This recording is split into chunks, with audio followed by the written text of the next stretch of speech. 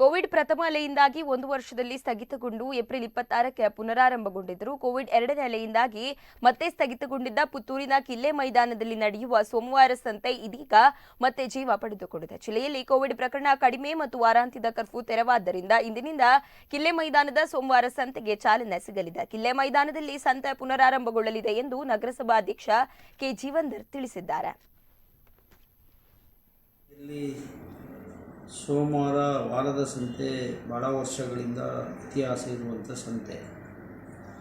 ಕಳೆದ 20-21ನೇ ಸಾಲಿಗೆ ಕೂಡ ಸಂತೆಯನ್ನು ನಾವು ಏಲಂ ಮಾಡಿ ಕಾರ್ಯಾದೇಶ ಕೊಟ್ಟ ಮೇಲೆ ಕೋವಿಡಿನಿಂದಾಗಿ ಅವರಿಗೆ ಸಂತೆ ಮಾಡಲಿಕ್ಕೆ ಅವಕಾಶಗಳು ಆಗಲಿಲ್ಲ.